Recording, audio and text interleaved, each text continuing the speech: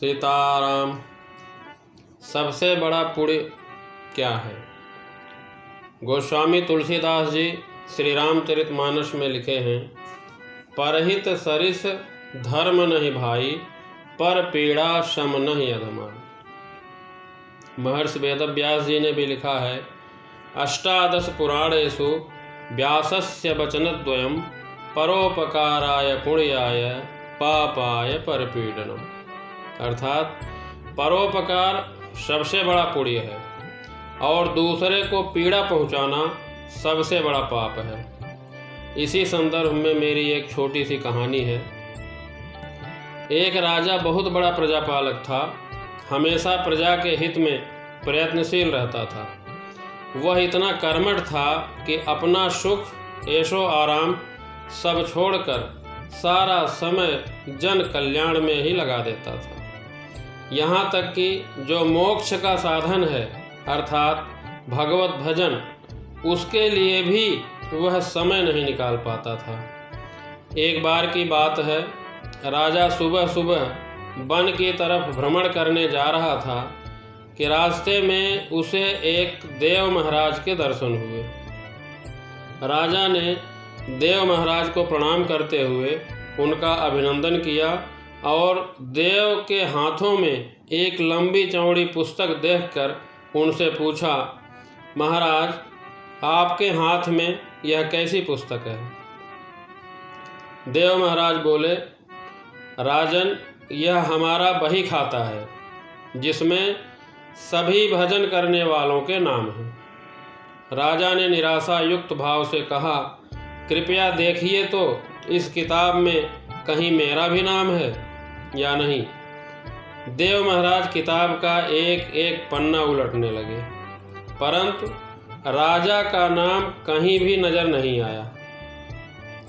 अब राजा ने देव महाराज को चिंतित देखकर कहा कि महाराज आप चिंतित ना हो, आपके ढूंढने में कोई भी कमी नहीं है।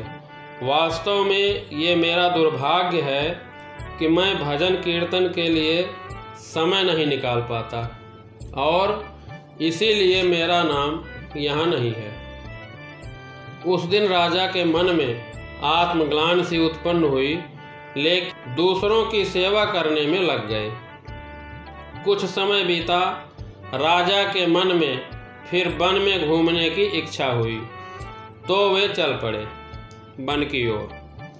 रास्ते में उन्हें वही देव महाराज के फिर दर्शन हुए। इस बार भी उनके हाथ में एक पुस्तक थी। इस पुस्तक के रंग और आकार में बहुत भेद था और यह पुस्तक पहले वाली पुस्तक से काफ़ी छोटी भी थी। राजा ने फिर देव महाराज को प्रणाम करते हुए पूछा, महाराज आज कौन सा बही खाता आपने हाथों में लिया हुआ है? देव महाराज ने कहा, राजन आज के बही खाते में उन लोगों का नाम लिखा है जो ईश्वर को सबसे अधिक प्रिय हैं। राजा ने कहा, कितने भाग्यशाली होंगे वो लोग। निश्चित ही ऐसे लोग हमेशा भगवान के भजन कीर्तन में लीन रहते होंगे। देव महाराज, क्या इस पुस्तक में मेरे राज्य का भी कोई नागरिक है? देव महाराज ने बही खाता खोला और देखा तो पहले पन्ने पर ही पहला नाम राजा का था। राजा ने आश्चर्यचकित होकर पूछा, देव महाराज मेरा नाम इसमें कैसे लिखा हुआ है? मैं तो मंदिर भी नहीं जा पाता, भजन कीर्तन का भी टाइम नहीं मिलता, बस पूरे दिन परोपकार और दूसरों की सेवा में ही रह जाता हूँ।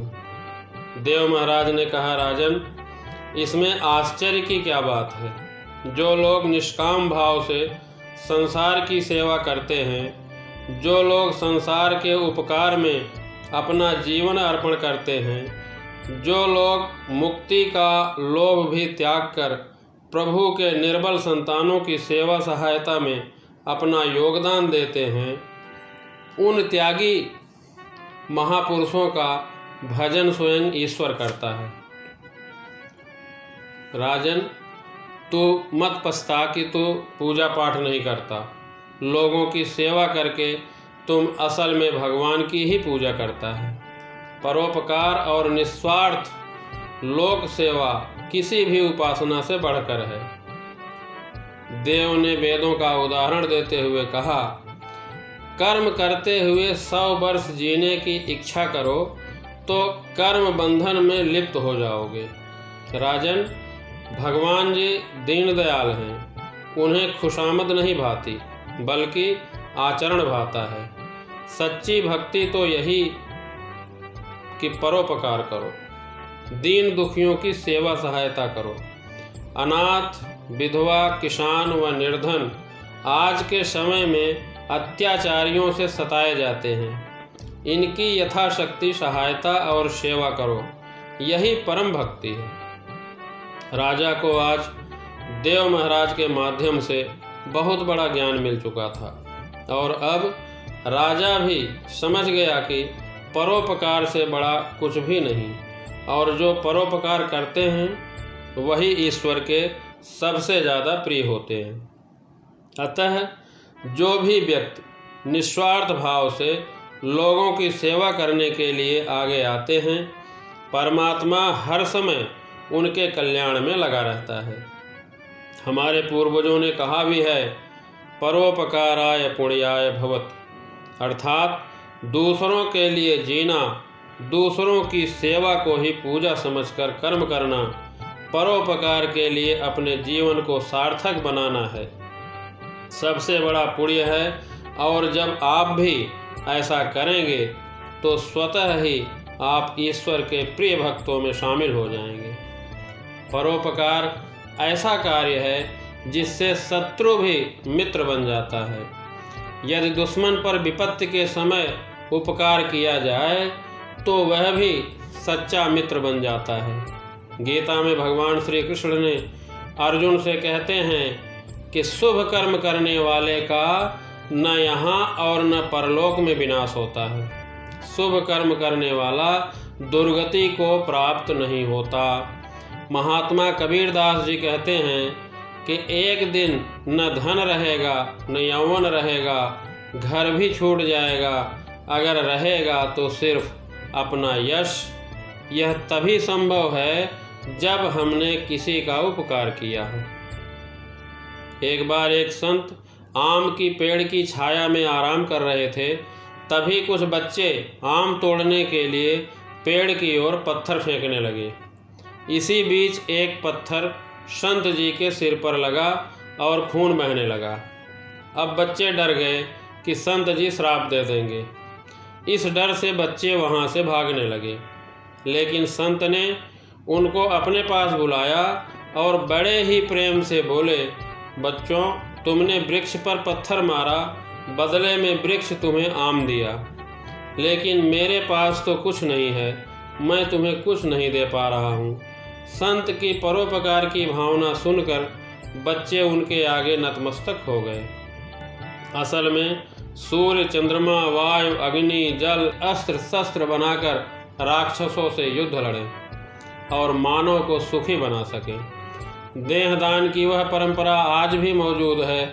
विज्ञान ने आज इतनी उन्नति कर ली है कि मरने के बाद भी हमारे शरीर के तमाम अंग किसी अन्य व्यक्ति के जीवन को बचाने का काम कर सकते हैं। दान कर देना महान उपकार है। जीवित रहते हुए दूसरों की सेवा करना और मरने के बाद भी दूसरे की पीड़ा दूर करने वाले पुरुष नहीं बल्कि महापुरुष हैं। जब विष्णु भगवान ने परोपकार और मोक्ष पद दोनों को तौल कर देखा तो उपकार का पलड़ा ज़्यादा झुका हुआ था।